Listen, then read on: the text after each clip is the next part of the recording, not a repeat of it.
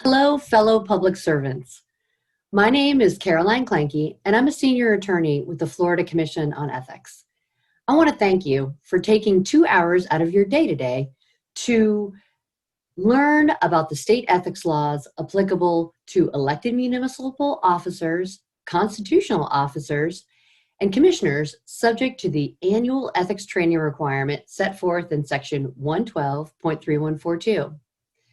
This lecture is designed to give you a familiarity with an array of ethics topics. And thus, over the next 2 hours, we are going to go on an action-packed, informationally intensive journey together. But the final slide of this presentation contains the contact information for the Commission on Ethics. And thus, if any topic that I should cover today will give rise to any questions you may have, never hesitate to give us a call. Because first and foremost, the Commission on Ethics is here to serve public servants and help them to navigate the labyrinth that is compliance with the Code of Ethics. And so we're here to help. I am going to begin the lecture portion of this analysis, and I'll be popping in and out during this presentation, but I do not want my disembodied head to get in the way of the good work that we have to do today. And so let's focus on our first subject, which is the purpose of the Code of Ethics. I think it's imperative for us to understand as a backdrop before I get into the nuanced requirements thereof.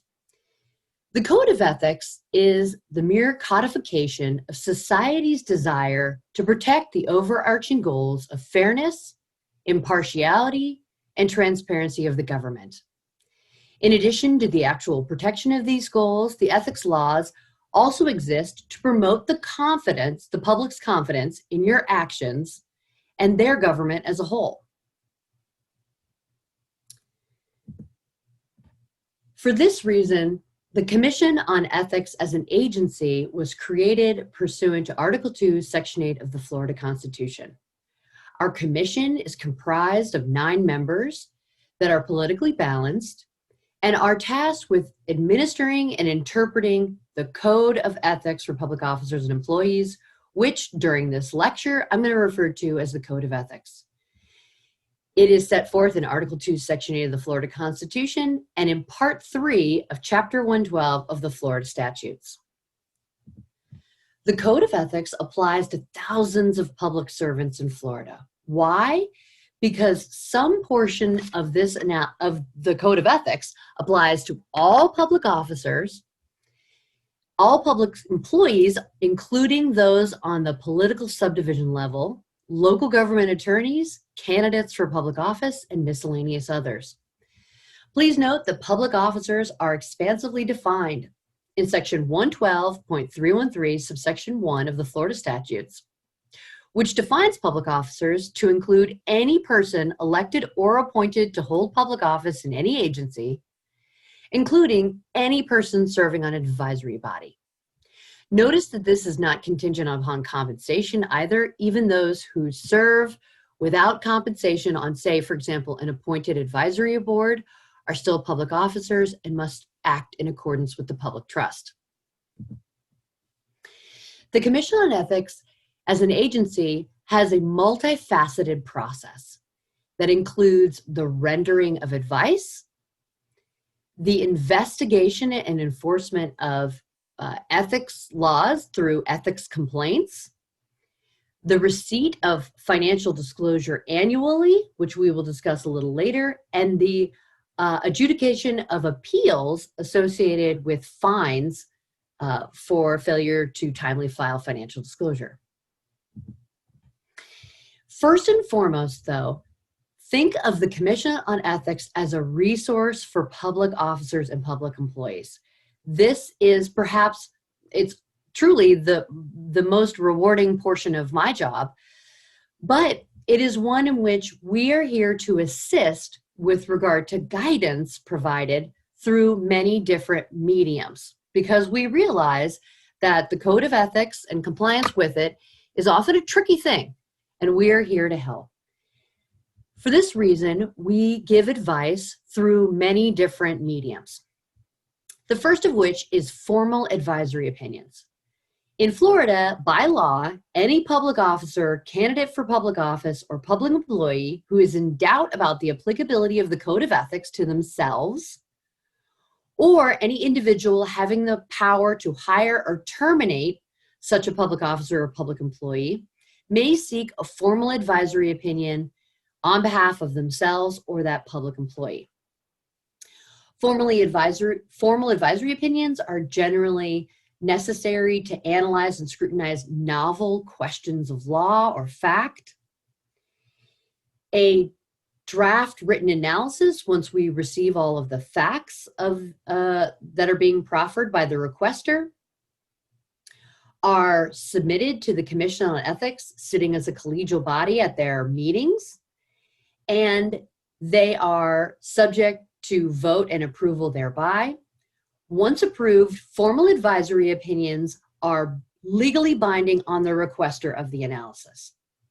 But for fact-intensive reasons, they are also very helpful in that they are published on our website, the Florida Commission on Ethics' website, and we have almost 3,000 published advisory opinions at this point. So it can often be very helpful, although it's legally binding on the requester, it can be helpful because those same facts often come up again and again.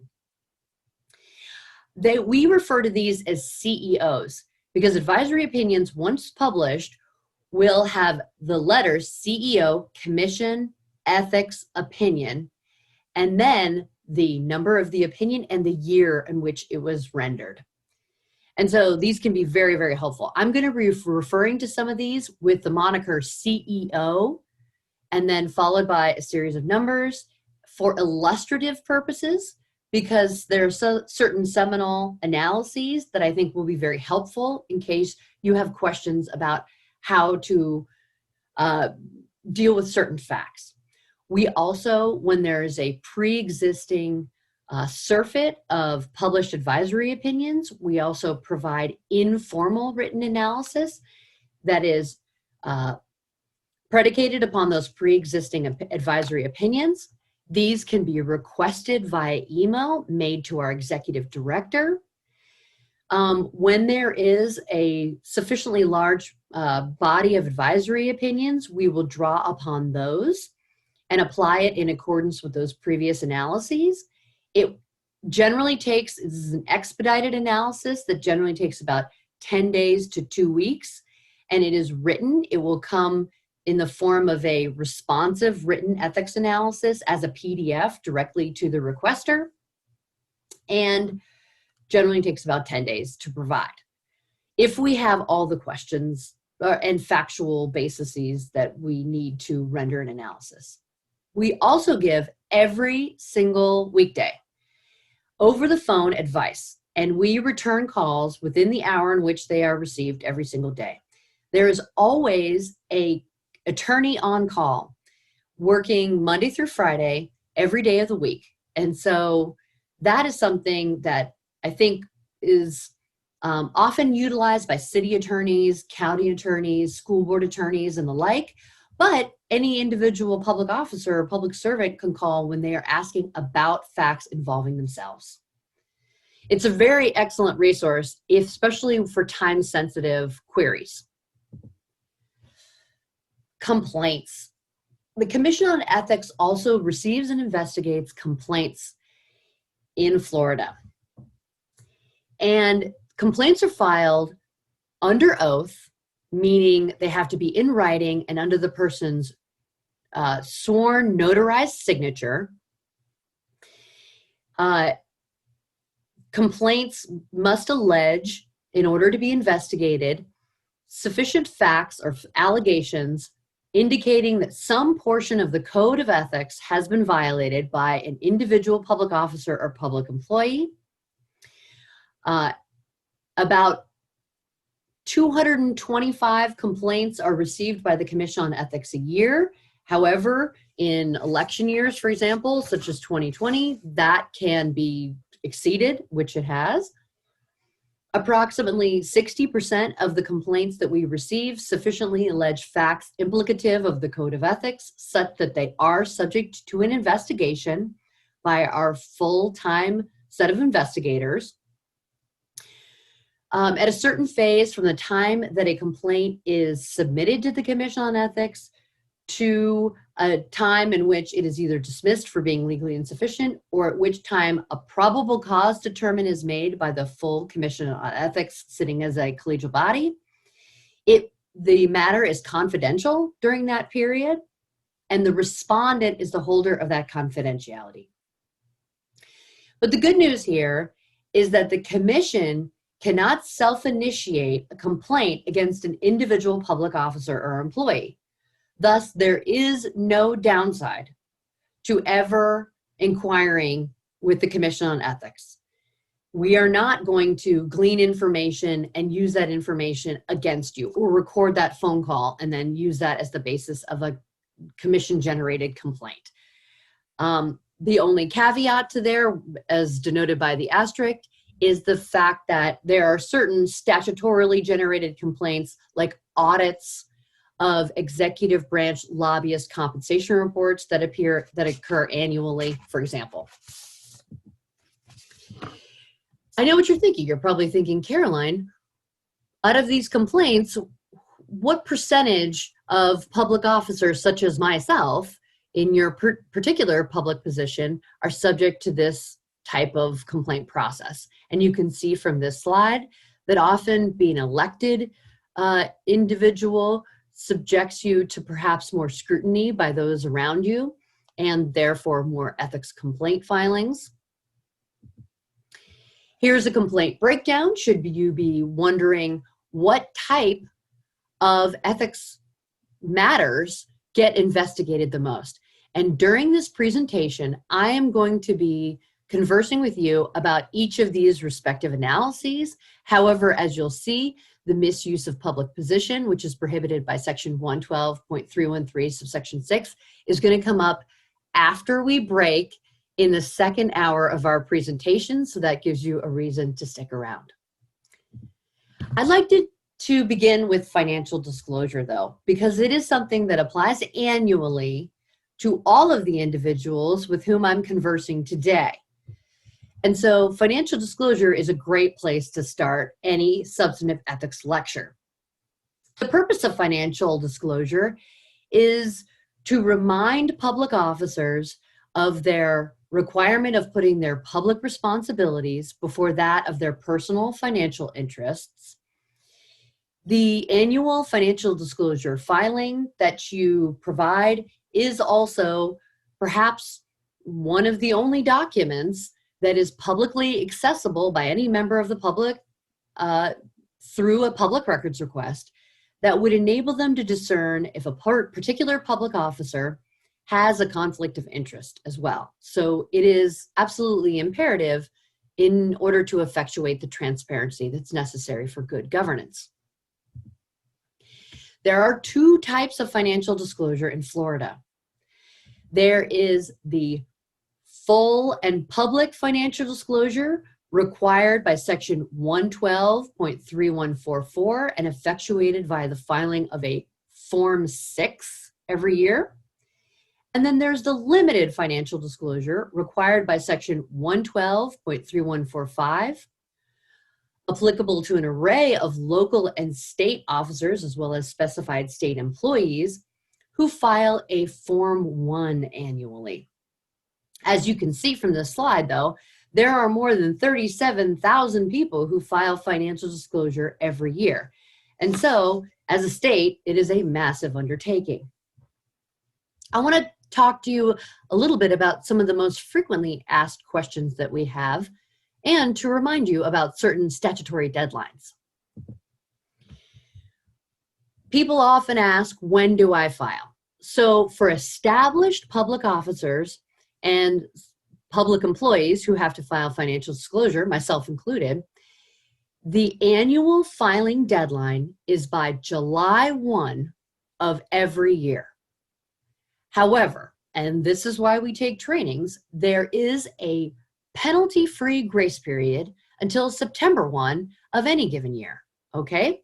So say you forget about your financial disclosure requirement and it's July 22nd. have no fear. You're well in advance of the September 1st, real hard and fast impediment deadline, and it's better to file late than not at all, always, okay? So please do not hesitate to file. And if you file before September 1st, there's no fines. People often ask about confidentiality regarding certain information, because once filed, all Form 1s and Form 6s are a public record subject to public scrutiny. I strongly recommend that prior to filling out any financial disclosure form, any filer should take 15 minutes to read the detailed instructions that accompany each form. Because oftentimes we see an unfortunate either non-compliance, perhaps indicative of not having read those instructions, or oversharing when it is not necessary. As you can imagine, there is an array of information germane to conflicts of interest analysis that can be represented on this form, especially with regard to Form 6 filers who file full public disclosure. And so the redaction of certain information is always a question that frequently comes up. There are certain exceptions to the Sunshine Law that are statutory in nature, but that apply to certain types of filers or types of public servants and can afford them with certain confidentiality regarding particular information on their forms. And so this has to be requested in writing. However, once you have requested it, that confidentiality, that exception to the Sunshine Law, which you've identified, will allow the Commission on Ethics to redact the information which is not subject to public scrutiny by law. For example, active and former sworn law enforcement personnel can have redacted their home addresses, telephone numbers, dates of birth, as well as the names of their spouses and children. And so if, say, I were a city council member who had previously been a law enforcement officer, I could request in writing the redaction of that sensitive information, and it would proactively be redacted from your form. People often ask in this modern era if they can email the form. And with regard to Form 1's limited financial disclosure, the answer is an unequivocal yes. In most instances, they can email their form. That's because their forms are not notarized.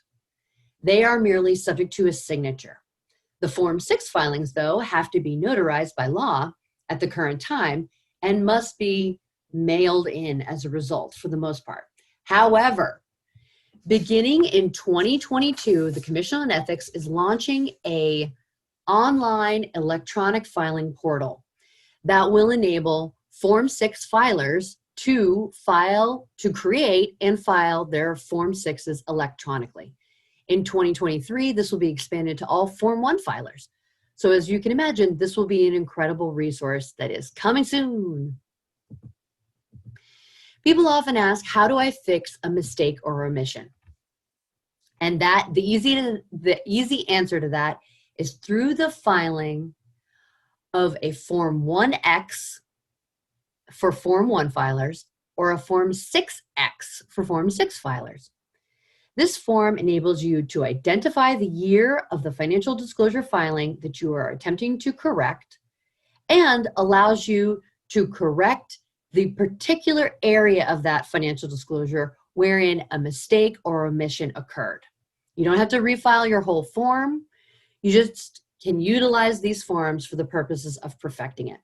And if you file it in any calendar year prior to September 1st for that year's filing, it is legally grafted onto that filing such that no mistake or omission has occurred. So for example, I'm Caroline Clanky, I file a Form 1.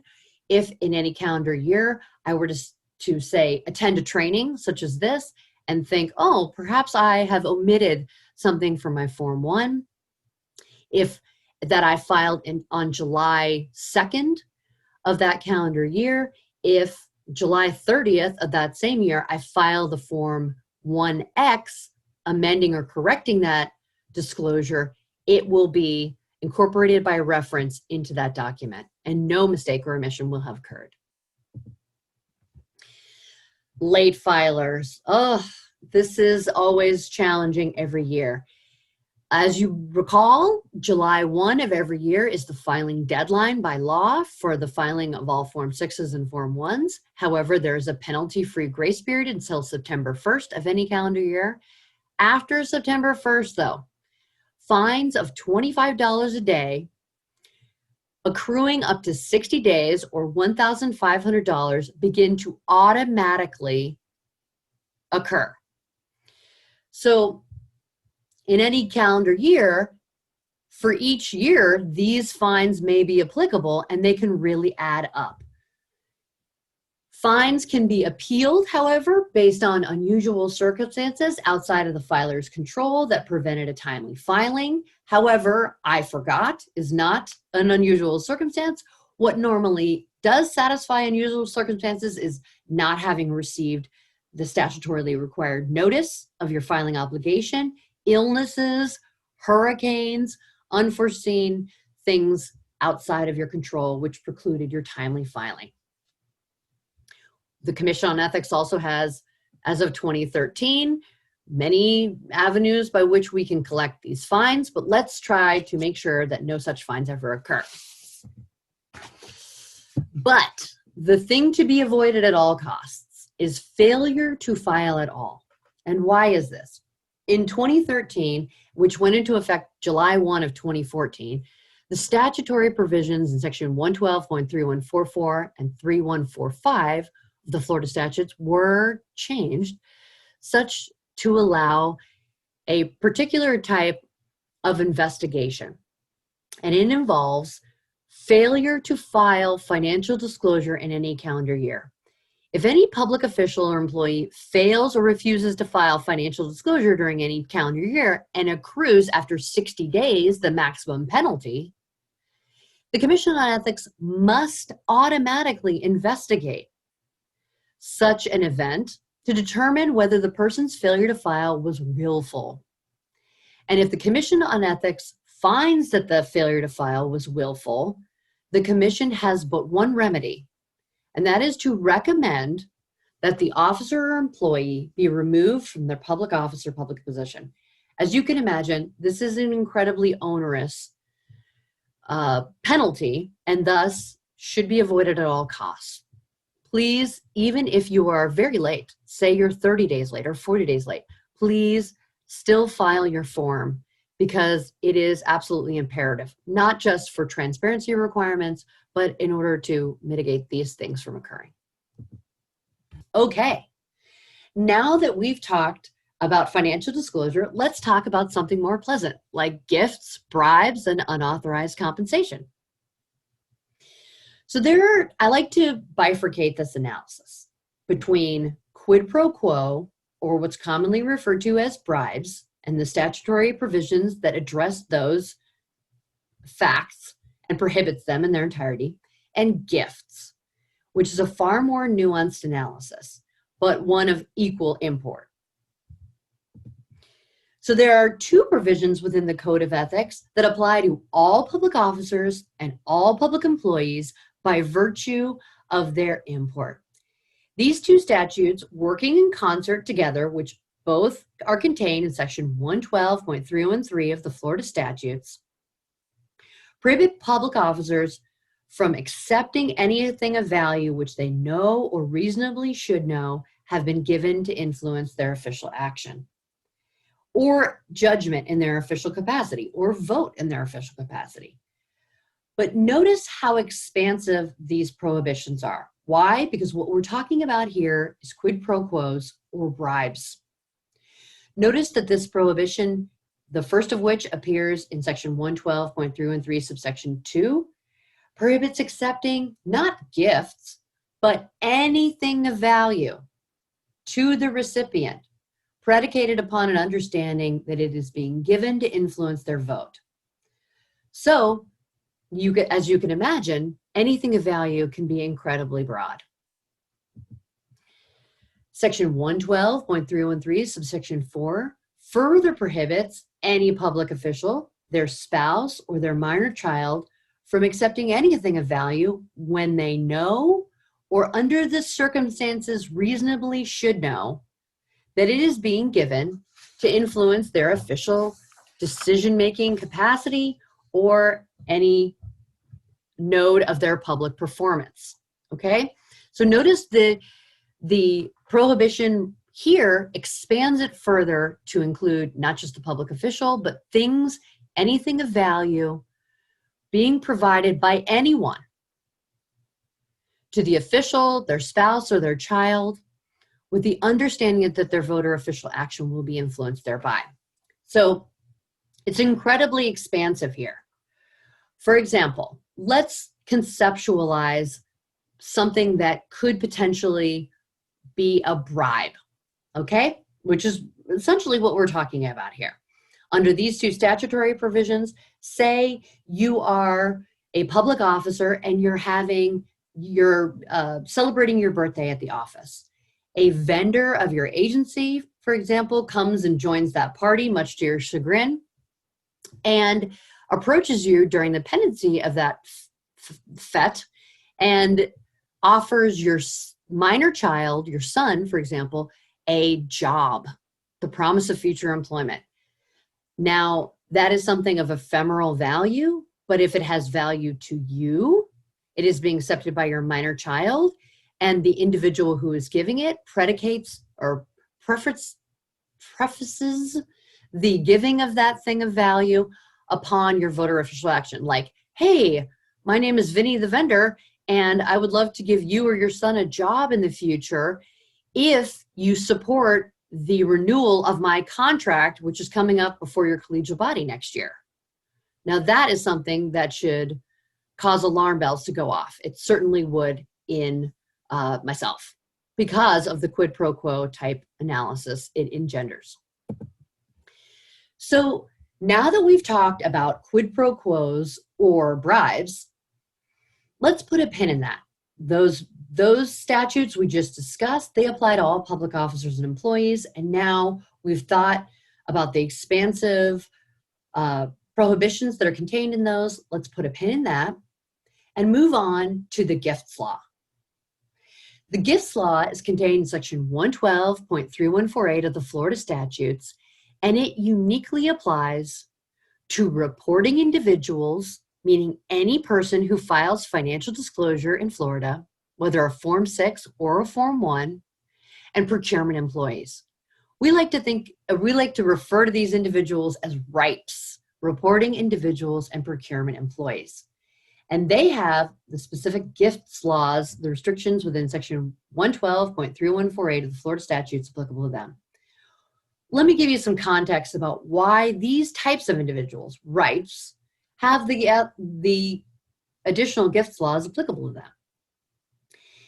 The provisions of section 112.3148 are designed to ensure that public officers who have certain responsibilities and thus have to file financial disclosure, for example, or the authority to make decisions of a pecuniary nature involving the dedication of public funds, must not be able to accept expensive gifts from certain classifications of individuals or entities whom are charged with persuading them regarding the commitment of those public funds, or as we like to say at the Commission on Ethics, people who are paid to persuade you. Before I get into the nuances of the application of the ethics laws contained in section 112.3148 or the gifts law, let's familiarize ourselves with the Lexicon of Gifts.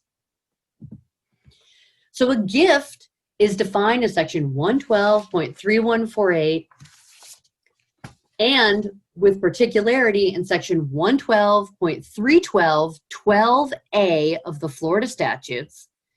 And it could include anything that you receive for which you do not give equal or greater consideration within 90 days.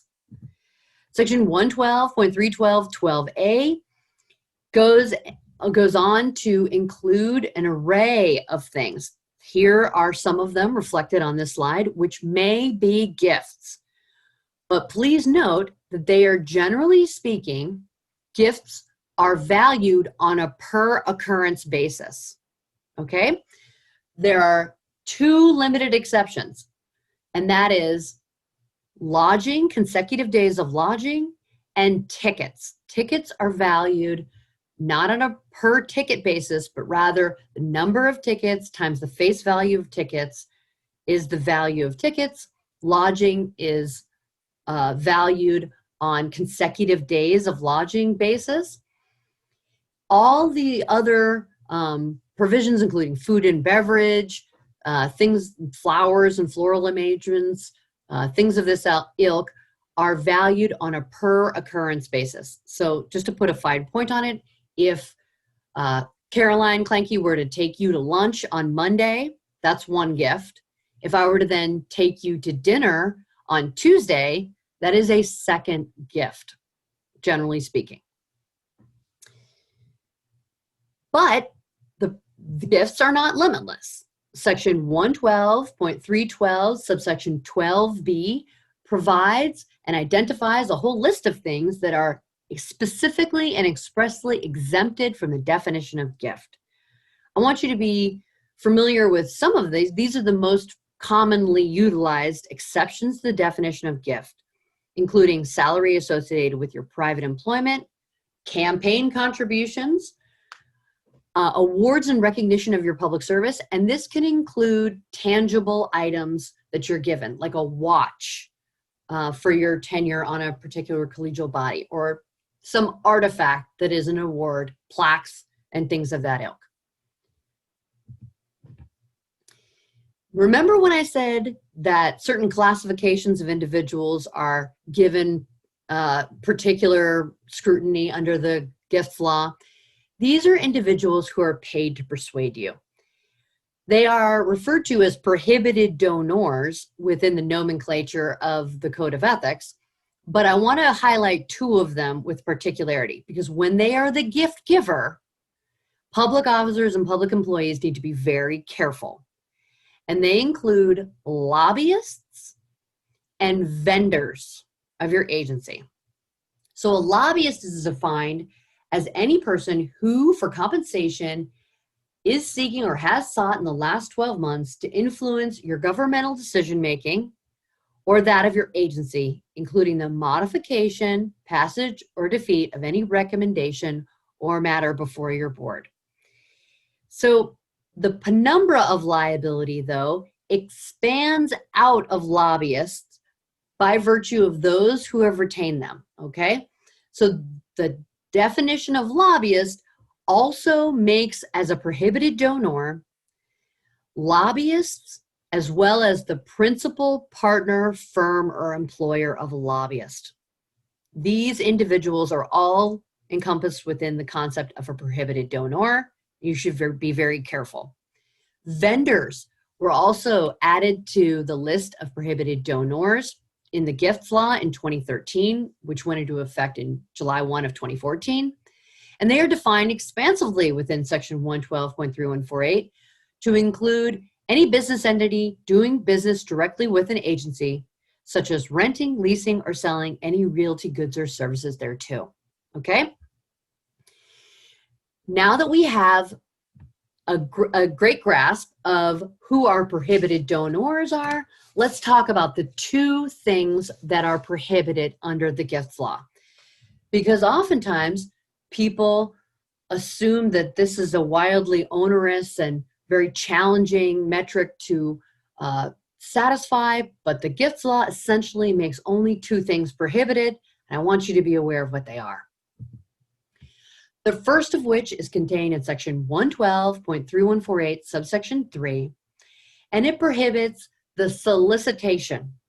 Okay, so a RIPE, a reporting individual or procurement employee, is prohibited from soliciting a gift of any value from a lobbyist, the principal, partner, firm, or employer of a lobbyist, or a vendor, or certain others like a political committee, of anything, of any gift for their personal value, for their personal benefit rather, that of the benefit of another reporting individual or procurement employee, or the immediate family of these individuals. Okay? There is a limited exception for charitable solicitations of these prohibited donors, vendors, lobbyists, principal partner, firm, employer of lobbyist of your agency. When that charitable solicitation is made to the individual lobbyist or otherwise prohibited donor, and the value of the thing being solicited goes directly to a charity and not to the benefit of the reporting individual, another reporting individual, or their immediate family. However, there is a limit. In Advisory Opinion CEO 98-8, the limitations of this limited exception were calcified when it was determined by the Commission on Ethics that the legal defense fund established by a state legislator was not a charity, and the solicitations made to lobbyists of his agency, the legislature, were gifts for the purposes of the gifts law contained in section 112.3148, and thus soliciting them would be prohibited under subsection 3. The second thing that is prohibited is set forth in section 112.3148, subsection 4. It prohibits any reporting individual or procurement employee from accepting, directly or indirectly, a gift from a lobbyist, a vendor, or certain others, like the principal partner, firm, or employer of a lobbyist, valued at more than $100. Okay? So that we understand, a ripe is prohibited from accepting gifts from prohibited donors that we've just discussed having a value of more than $100. But there is a threshold of $100 there, okay? If you were to have accepted, say, a $20 lunch from a vendor of your agency, that is well below the $100 threshold. But I want you to be cognizant of the fact that there are some statutory provisions like the K-20 Education Code applicable to district school board members that have lowered this threshold for certain classifications of public officers. But this is what the state law is. A reporting individual or procurement employee is prohibited from accepting a gift having a value of more than $100 from a lobbyist or a vendor or certain others of their own agency. Merely reporting it when it is a prohibited donor, the gift giver is a prohibited donor, and the value exceeds $100 will not cure this issue. Okay, now that we've talked about what the two prohibited things are, we've got a good grasp of that. We know we're going to be very suspicious of things being offered by prohibited donors. I know what you're thinking. You're thinking, well, Caroline, what about gifts that I receive from relatives or friends? Is there a provision of the gifts law that applies to that? And can I accept them? And the good news is that the answer is yes. Reporting individuals and procurement employees can receive a gift from a relative of any amount. It may be accepted and it does not need to be reported. Relatives, for the purposes of the gifts law, is defined in section 112.312 incredibly expansively. And it encompasses the vast array of the concept of the blended family. It encompasses within the definition of relative an array of fiancés, grandchildren, grandparents, cohabitants sharing the same legal address. All are within the definition of relative. And if they are the donor of a gift to you, it can be accepted even if its value exceeds $100, and it does not need to be reported. However, let's talk about section 112.3148, section 8A.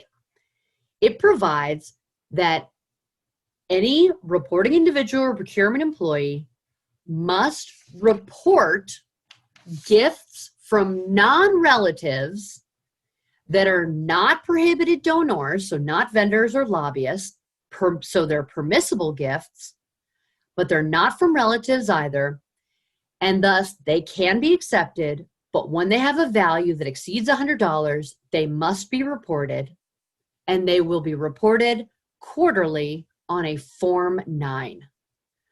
Once it has been reported, though, the transparency that is required for these types of non-prohibited gifts has been satisfied, and you don't have an additional reporting requirement. Sometimes we have questions about what the difference between a Form 9 for permissible gifts having a value in excess of $100, not given by prohibited donors. That is the transparency document that is utilized to report those gifts. This is very different from the Form 10, wherein you have a donor that is potentially the principal, partner, firm, or employer of a lobbyist, but is governmental in nature, and that is implicative potentially of the Form 10. But let me tell you, the Form 10 is very rare, and you would never in any calendar year have to report twice. You're not going to report the gift on a Form 9 and then again on a Form 10. Usually you're going to need to report your permissible gifts that you've received on a Form 9 and not the Form 10, and you only have to do it one time. Here's what the Form 9 looks like, just to put a fine point on it. And I want to give you some advisory opinions that I think are particularly helpful when applying the gifts laws we just discussed, okay? And in particular, CEO 13-3, CEO 16-1, and 19-17. Yeah. CEO 13-3, CEO 16-10, and CEO 19-17 are particularly helpful in helping you to navigate the provisions of Section 112.3148 and the gifts law as a whole. But there are certain steps that I want to talk to you about that come up almost every single time. And it goes like this. You're offered something of value, and you are not going to pay for it. It's something expensive, and so, or something, that should give you pause. You should attack it as such. Step one, is this a bribe? Unfortunately, that is the first step in any analysis with regard to things of value, and you should ask yourself, is this being given with an intention of influencing my official decision-making capacity in any capacity, okay? And if the answer to that is yes, full stop. This could be a quid pro quo or a bribe prohibited by Section 112.313, and I should not take it, okay? But if the answer to that is no, this is not being given with an intention to influence my official decision-making, then you ask step two, who is the donor? Is it a vendor or lobbyist of my agency? Is it the principal, partner, firm, or employer of a lobbyist of my agency? And then if the answer to that is yes, you should be very, very careful, because if it has a value in excess of $100, you are prohibited from accepting it. However, if the answer is to the question, who is the donor, it's not a vendor, it is not a lobbyist, it is not the principal, partner, firm, or employer of a lobbyist, then you can likely accept the gift, and you have to go on to the valuation provisions. Valuation of a gift to determine what amount it is valued at is often a very tricky thing. And I want to encourage you, once again, should you have questions about the value of a gift, like for example, tickets that have no face value reflected on them. That is something, or VIP bands that allow special access and you're not aware of how much that would be normally, what the value of that gift is. These are things that have come up several times in the past, and we can use advisory opinions in order to help navigate those waters and attribute a value. There are also a myriad of valuation provisions contained in section 112.3148, subsection 7, that allow mechanisms or methodologies by which a whole array of things can be valued, okay? And we can help you utilize those as well. For example, did you know that in section 112.3148, subsection 7, subsection J, there is a provision that allows you to calculate the cost of an event involving more than 10 people by dividing the total cost of all items provided during the event, including the cost of all food, beverages, and entertainment, by the number of guests invited to attend, not actually that did attend, but who are invited to attend. That enables any person to discern the value of any event. And it is an excellent thing to be aware of.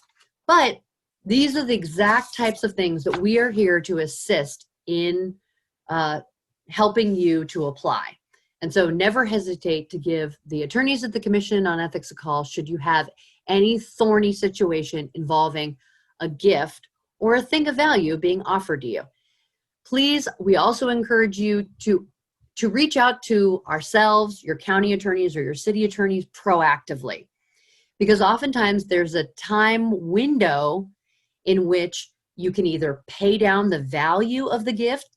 If it is given by a prohibited donor, for example, you have 90 days from the date of your acceptance of that gift to pay it down such that its value has less than $100. Or in the case of a Form 9 involving permissible gifts that can be accepted, they have to be reported in the calendar quarter after the calendar quarter in which they are received.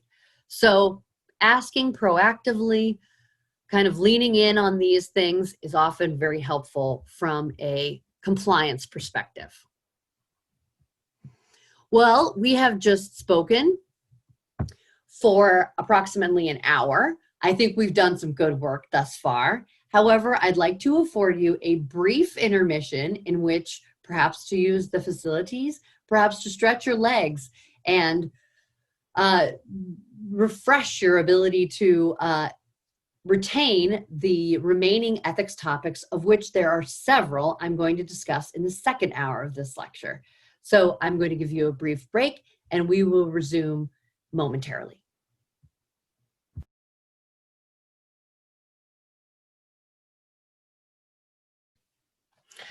Welcome back, fellow public servants, to the second hour of our ethics training. As you recall from the first hour, this training is designed to refresh your knowledge regarding ethics laws contained within the Code of Ethics for public officers and employees, and which we're going to particularly focus upon those applicable to elected municipal officers, constitutional officers, and commissioners subject to the annual ethics training requirement set forth in section 112.3142. I commend you on your returning to our ethics journey together, because I can assure you that the topics that we're going to cover within the Code of Ethics in this second hour are not only germane, incredibly, to your public service, but generate often the most questions from the public that we all serve and the most complaints investigated by my agency. And so kudos. I like to begin the second hour with a conversation about conflicts of interest. Now, let me frame this conversation we're going to have in the macro. And it's because we're going to be talking about conflicts of interest provisions that apply to all public officers or employees set forth in section 112.313 of the Florida statutes first. Now, these statutory provisions apply to all public officers and employees whether they serve on a collegial body or not.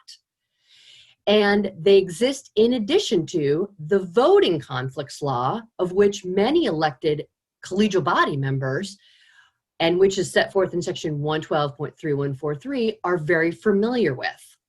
But merely abstention from voting does not cure the conflicts of interest provisions we're going to discuss next.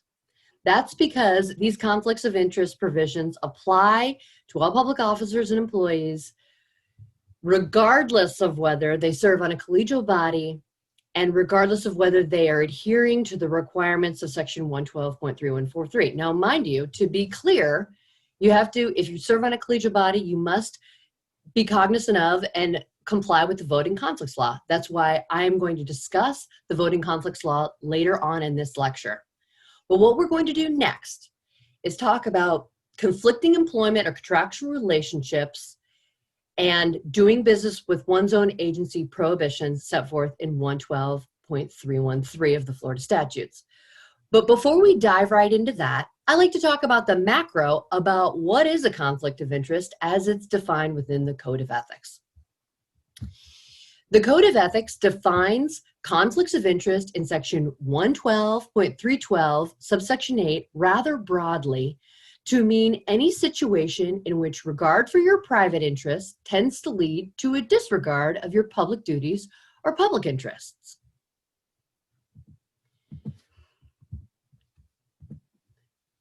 Now, the provisions of 112.313 are dual in nature as they apply to conflicts of interest. And I like to address the conflicting employment or contractual relationship provisions of 112.313 subsection 7A of the Florida statutes first, because it generates often many complaint analyses. It has two separately enforceable parts. I'm going to use some advisory opinions, and you recall from the first hour of this lecture that these advisory opinions, when issued, are preceded by a CEO and then the enumeration with respect to them. They're all available for free via the Commission on Ethics' website.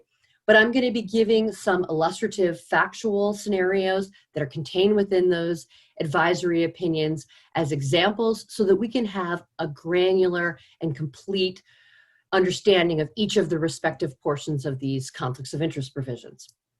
So 112.313 subsection 7A has two separately enforceable parts, the first part of which prohibits all public officers and employees from having an employment or a contractual relationship with any business entity or agency that is subject to the regulation of or doing business with their own agency.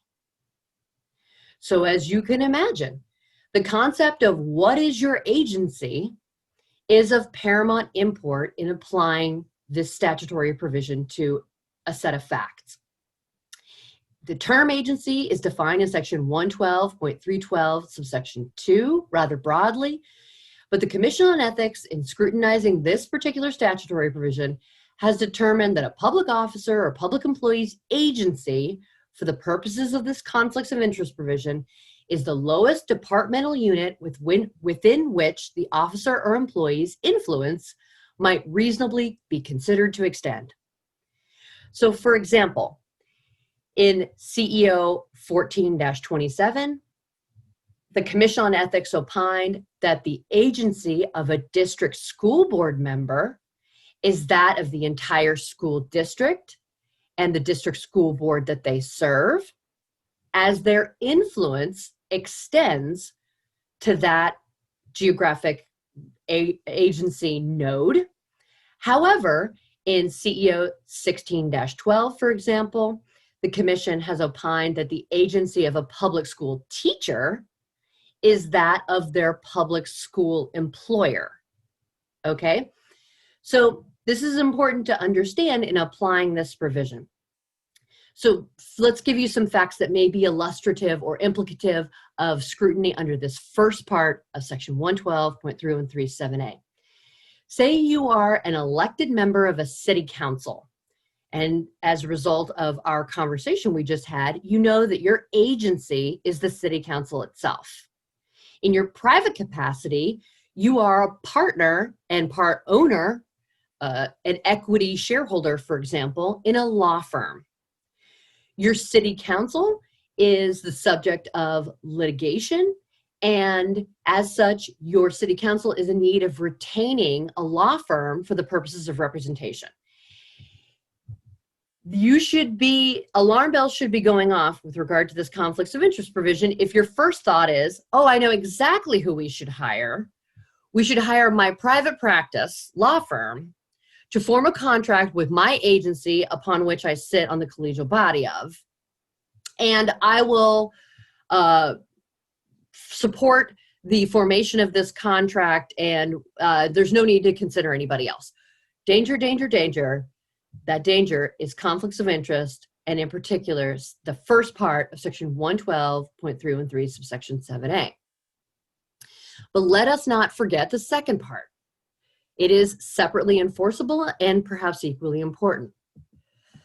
It further prohibits, the second part of section 112.313, subsection 7A, prohibits all public officers and employees from having any employment or contractual relationship which will create a continuing or frequently recurring conflict between their private interests and the performance of their public duties, or which would impede the full and faithful discharge of their public duties. Now that seems like a fairly broad standard, but the Fourth District Court of Appeals, in a seminal case entitled Zerwick versus Commission on Ethics, articulated a metric and methodology with which this provision shall be scrutinized by the Commission on Ethics. And it requires the Commission to engage in a comparison of the public officials' private interests with their public duty responsibilities to see whether the two are separate and distinct, or in which they overlap to create a situation which tempts dishonor. And so there's a recent opinion, CEO 16-09 is illustrative of the application with particularity of this second part of section 112.313 subsection 7A. And in that, the requester, a member of a collegial body that was a county human services advisory board that existed for the express purpose of deciding the public funding levels and the public funding recipient nonprofit entities of county public funds for laudable public service providers to the members of the community. Now, in this particular requester's private capacity, he was an attorney in a private practice law firm and was personally involved in two lawsuits that law firm was in the midst of against two of the nonprofit applicants seeking funding from that particular board, whereon he was making determinations about the annual budgetary allotments given potentially to those two applicants. And so applying the Zerwick standard, we scrutinized whether or not that private interest engagement that he had as an attorney in private practice and partner in a law firm that was in the midst of these lawsuits against these nonprofit applicant entities created a situation which was problematic. Why? Because it created a conflict of interest wherein there was a frequently recurring impediment to the full and faithful discharge of their public duties in the form of impartiality with regard to the public funding requirements of his board. Similarly, though, but in a little slightly different metric, the provisions of 112.313 subsection 3 also prohibit doing business with one's own agency and also have two separately enforceable parts.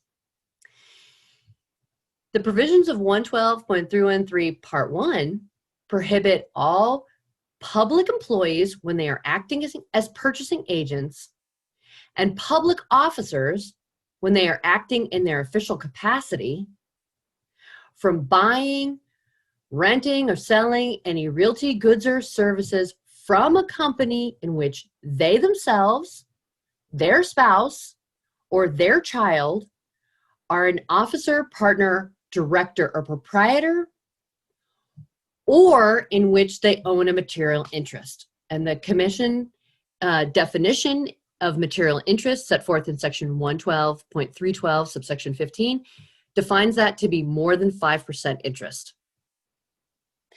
So let's unpack this first part with particularity. So public officers act in their official capacity when their collegial body votes or acts itself. whether or not they participate in it, when that collegial body is acting, they are in conjunction with that board in their official capacity. This provision applies when any of the metrics are present. And notice the ors here.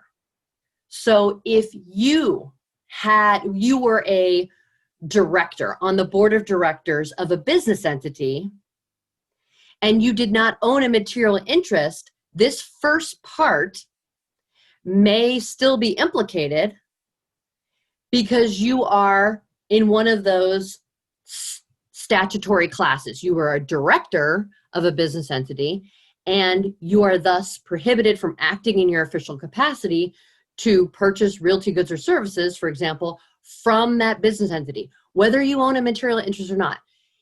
If, however, conversely, you own a material interest, but in a business entity, meaning more than 5% interest, but you're not an officer, partner, or director, still these provisions may be implicated because the statutory provision has an or there, not an and.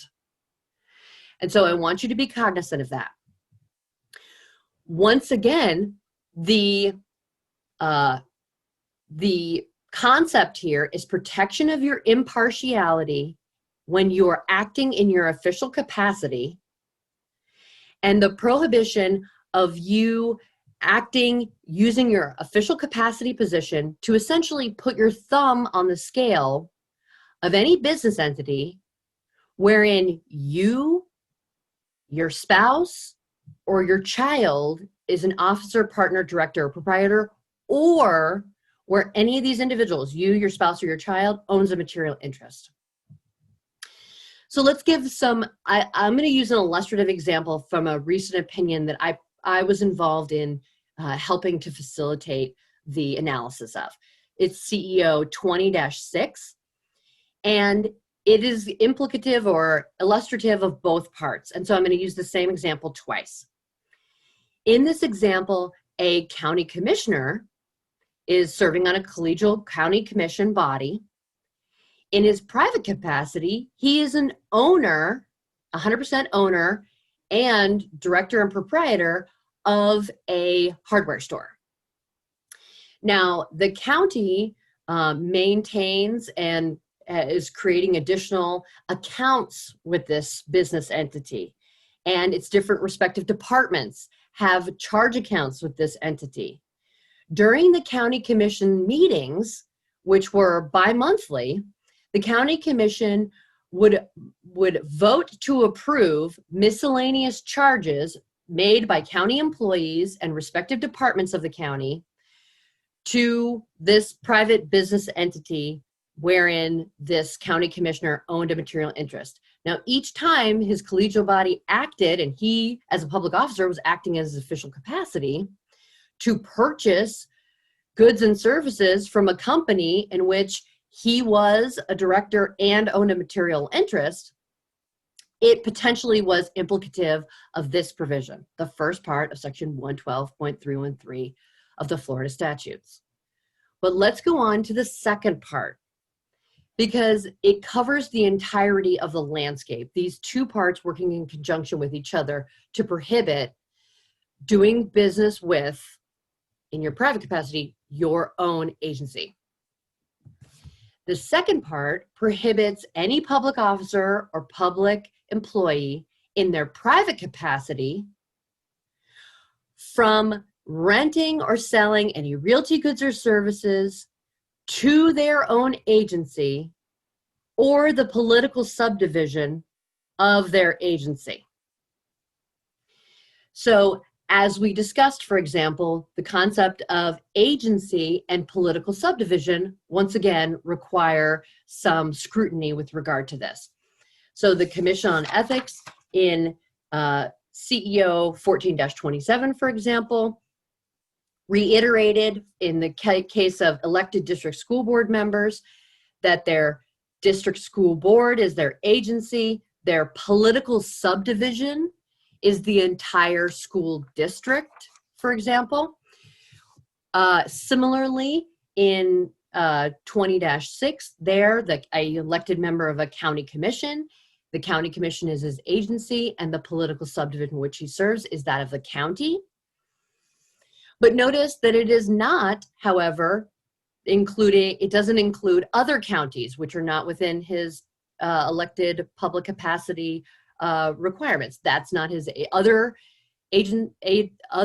counties are not outside of his county, wherein he's a constitutional elected public officer, are not within his political subdivision. Similarly, other cities. Let's apply those same facts, though, in CEO 20-6. Here we have a county commissioner. He, in his private capacity, is the owner of a business entity, a hardware store, that has maintains accounts with and provides services which are approved by the county commission at its meetings routinely.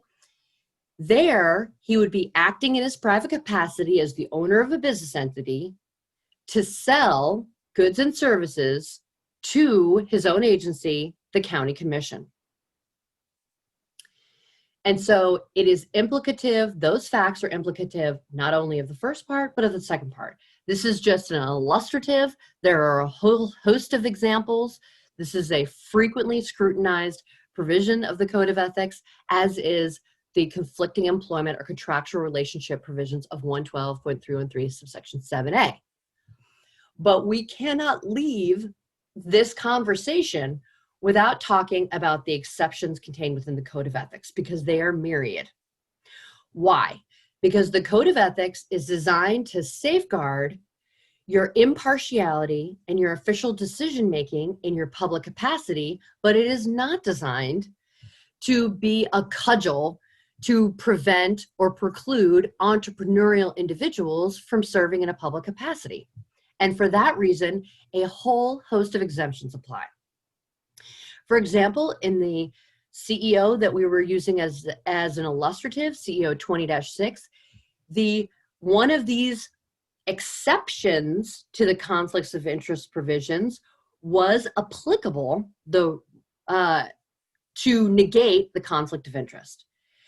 But there are many exceptions to allow for transparency and to safeguard your impartiality, but in the public trust and in accordance with the public trust, to allow for goods and services to be provided pursuant to contracts that are not problematic under a conflicts of interest analysis. So, for example, the provisions of 112.313 subsection 3 expressly contain a grandfathering provision to automatically grandfather and thus negate conflicts of interest pertaining to contracts which were entered into prior to the individual public officer's qualification for elective office, appointment to elective office, or before a public employee begins their public employment.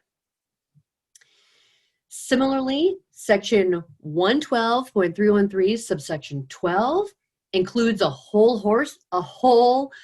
host of exemptions, including the sole source of supply exemption, an exemption for contracts awarded pursuant to sealed competitive bidding after a full disclosure of the public officer's interest has been made.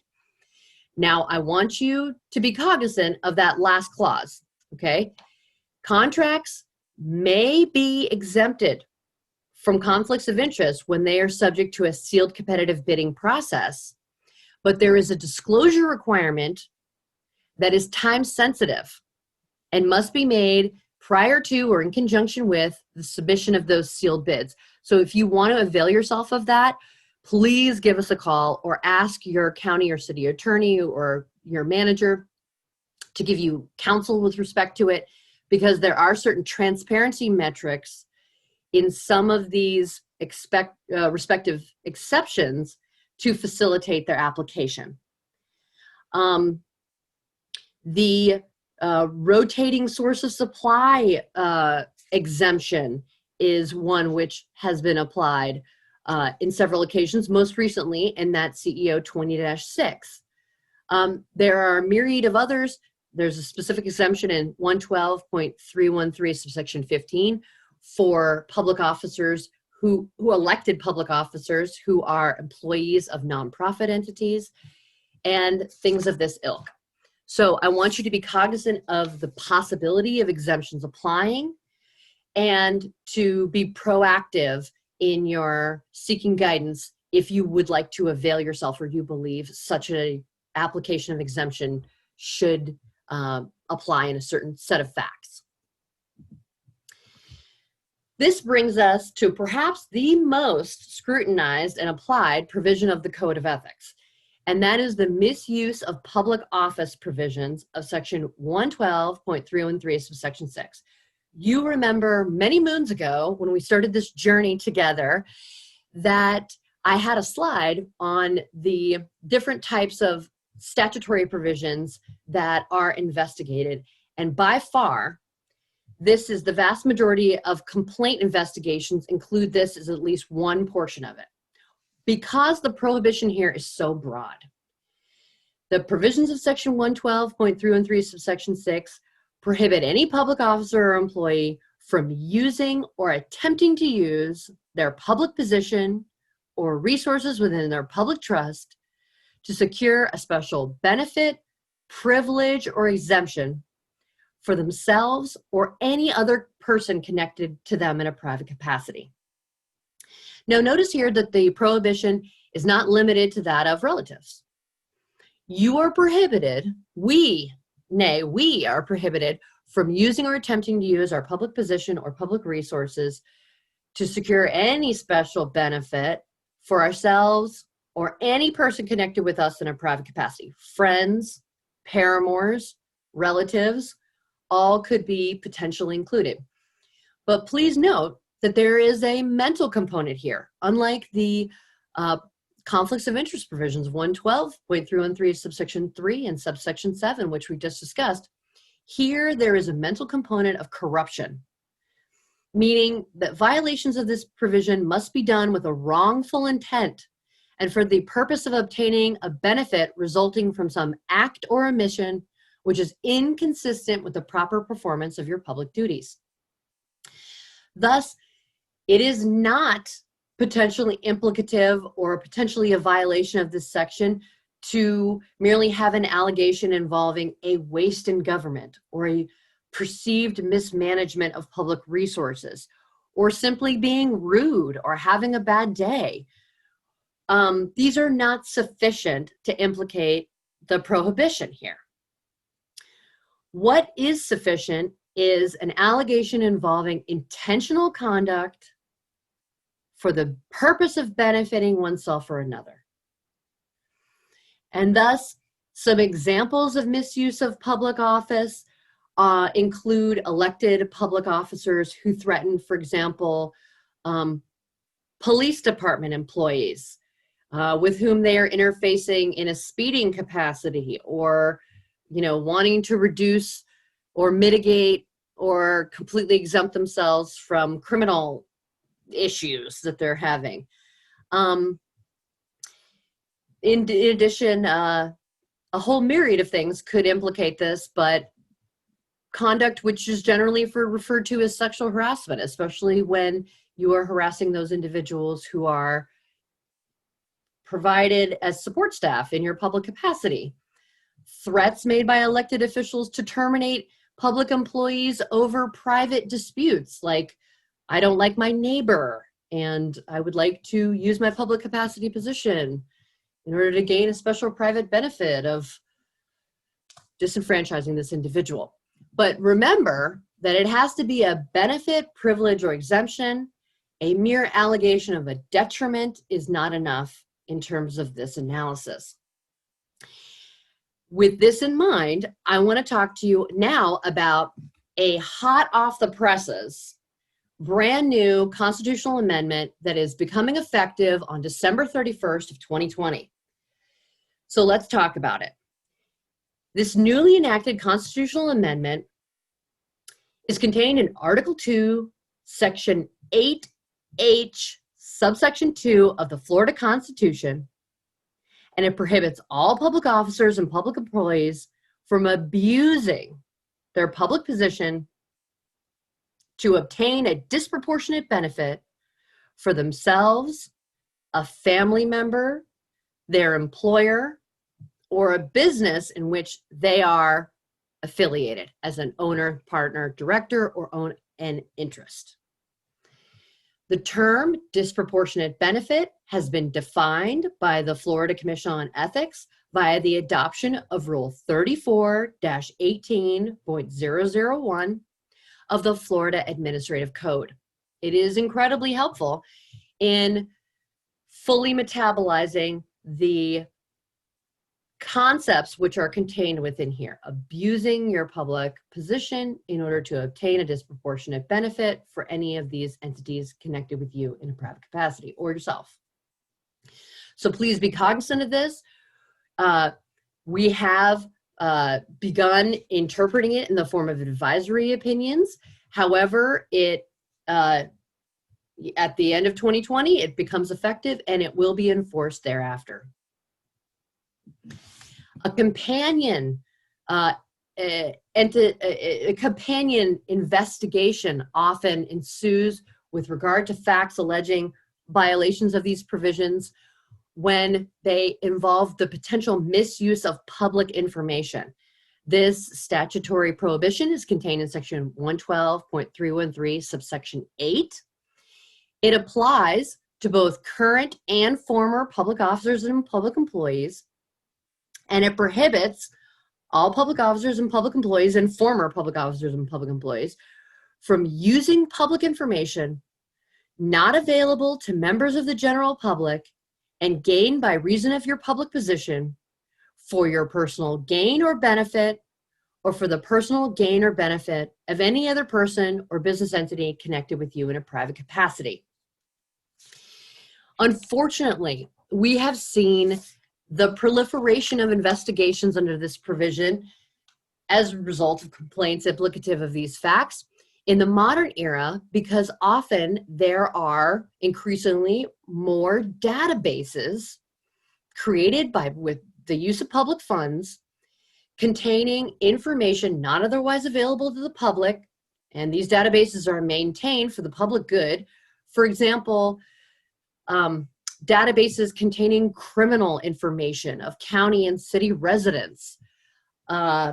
These have been investigated when facts are alleged that a public officer or public employee is utilizing or accessing these publicly maintained databases for the purpose of benefiting their private business entities of their friends, or gleaning information on their, for example, ex-spouses, which is designed for their personal benefit and not in accordance with the public trust, which is how we should be accessing and utilizing this information exclusively. Contract negotiations often have a component that's implicative of this provision as well. And so both current and former public officers and employees need to be cognizant of this prohibition and use publicly gleaned information not otherwise available to general members of the public and gleaned by virtue of their public capacity position exclusively for the public good and the public trust. This brings us to the anti-nepotism provisions of 112.3135, which is frequently misunderstood. People who are just in a passing way familiar with the anti-nepotism provisions of the Code of Ethics believe that it has something to do with the supervisory relationship, and it does not. Now, obviously, the Code of Ethics permits counties, municipalities, special districts, school districts to pass more stringent restrictions, and some of those entities have codified more stringent anti-nepotism restrictions that do involve the supervisory relationship, but they exist in addition to that which is applicable to all public officers and employees and which is set forth in the Code of Ethics. And so let's talk about the two things that are required under the state anti-nepotism law. The state anti-nepotism law set forth in section 112.3135 prohibits public officials from appointing, employing, or promoting their relatives, as that term is defined within section 112.3135, and it prohibits public officials from advocating for the appointment, employment, promotion, or advancement of a relative. So notice that these are the two things that are prohibited by the state anti-nepotism law.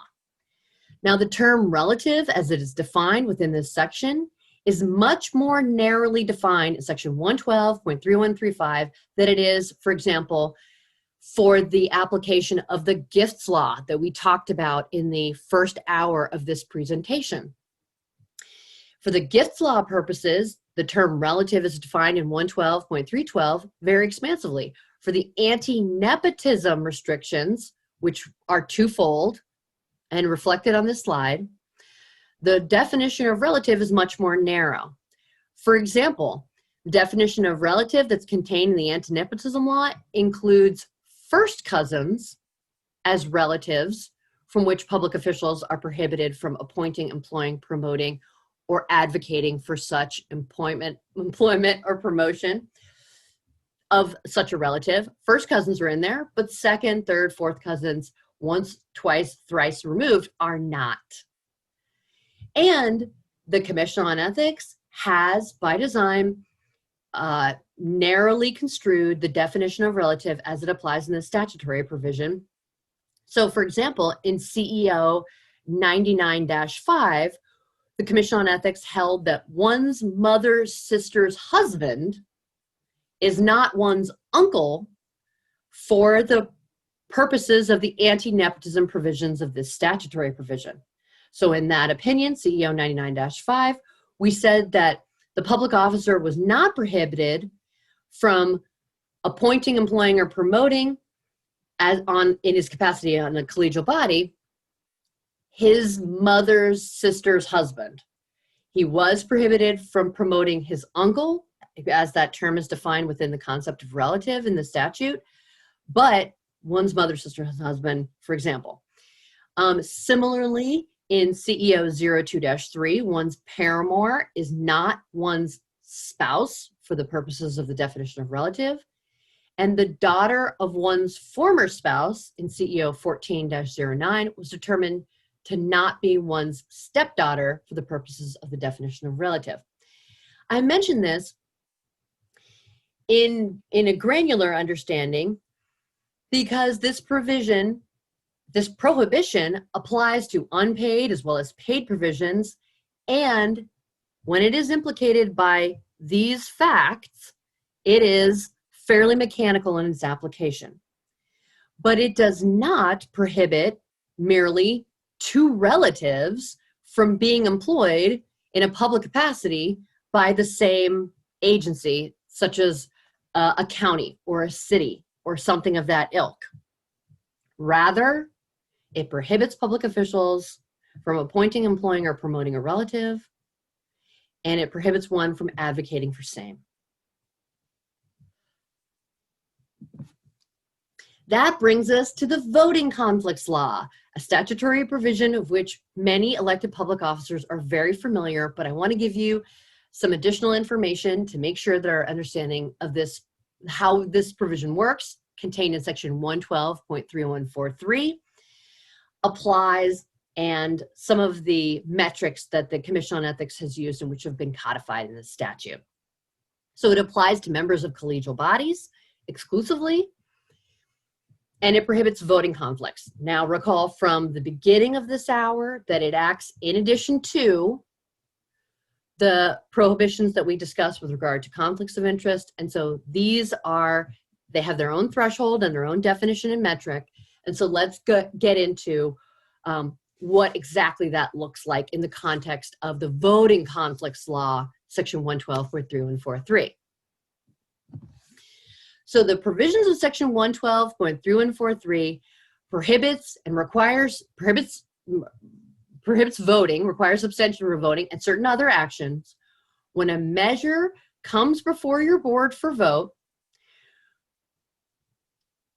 the measure would inure to your special private gain or loss, or to the special private gain or loss of your relative, your business associate, or a principal by whom you are retained. So the statutory prohibition is the threshold requirement, and which we must apply to each measure which comes before your board, is would this measure inure to the special private gain or loss of myself, my relative, my business associate, or a principal by whom I'm retained? And the term principal by whom retained is defined within the statute itself to include your private capacity clients, employer, the parent, subsidiary, or sibling organization of one's client or employer, or a corporation for which the officer serves as a compensated director. But one must ask oneself, is this particular measure, could it inure to the special private gain or loss of myself, my relative, my business associate, or principal by whom we're retained? And the definition of special private gain or loss has been codified within section 112.3143, subsection 1D. And I want to talk about some of the metrics that are actually contained in that statute. We first must limit the special private gain or loss to those which are economic, benefit, or harm. And so the more ephemeral benefits, which we have in our minds for the purposes of the misuse of public office provisions, for example, those are not applicable here. We're looking only at economic benefits or harms.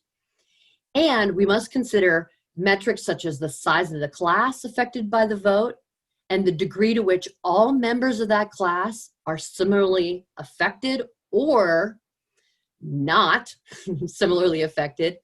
The unique impact, meaning the degree to which the officer, his or her relative, business associate, or principal by whom they're retained receives a greater benefit or harm when compared to other members of the class, and whether or not the vote itself is one that is purely preliminary or procedural, or wherein the potential economic benefit or harm is remote or speculative in nature.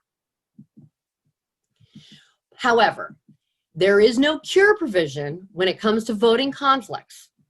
So if you believe it could inure to the special private gain or loss, some measure before your board could result in a special economic private gain or loss to yourself, your relative, your business associate, or principal by whom you're retained, you must publicly disclose the conflict orally prior to the vote or contemporaneous therewith, abstain from voting on the measure, and file a memorandum of voting conflict within 15 days.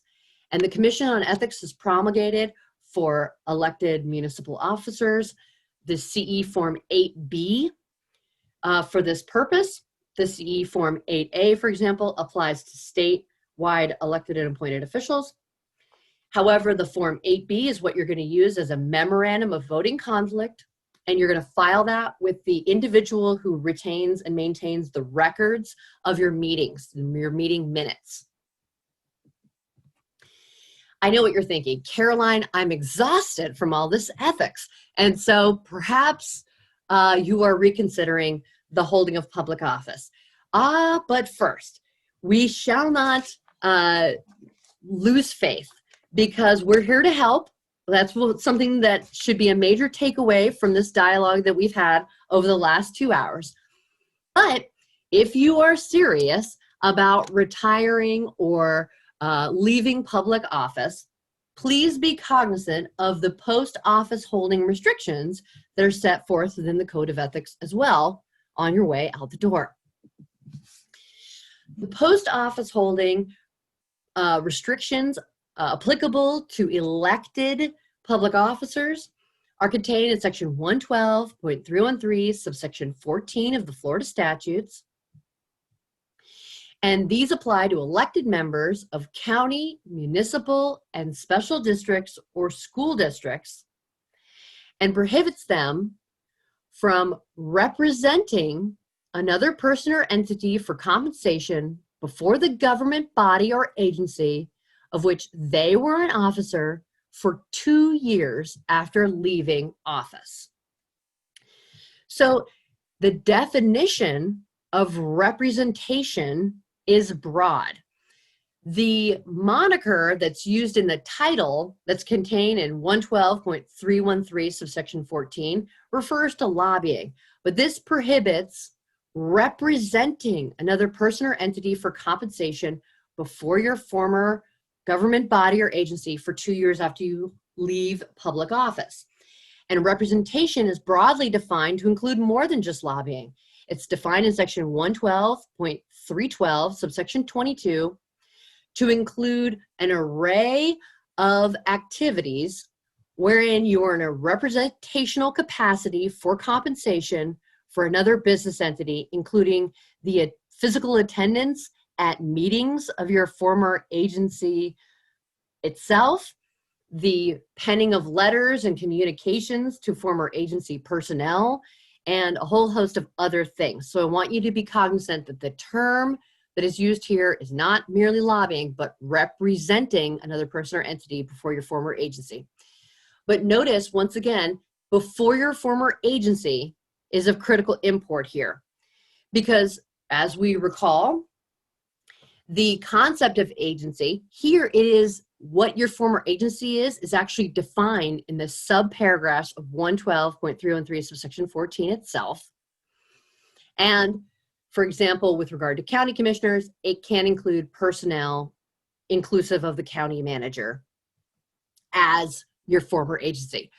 But here's what it doesn't entail. It doesn't, if you were a county commissioner, it's not going to include the city commission of the same geographic area. If you were a former county commissioner, it's not going to include the city commission as your former agency. And so you'd be free to represent, even within that 2-year period, entities before that, entities before which were not inclusive within your former agency. As I mentioned previously, the provisions of the Code of Ethics allow more stringent requirements of an ethical nature to be adopted by nodes of a political subdivision. And I want you to be cognizant that in 112.313 subsection 13, it provides that counties and municipalities are authorized to adopt by ordinance, and school and special districts are authorized to adopt by resolution prohibitions applicable to former local government employees, similar to the post office holding restrictions we just talked about in section 112.313 subsection 14. In terms of prohibiting them from representing clients before their former employer agencies within 2 years of leaving their public employment. Wow, so this brings us to the end of our ethics conversation today.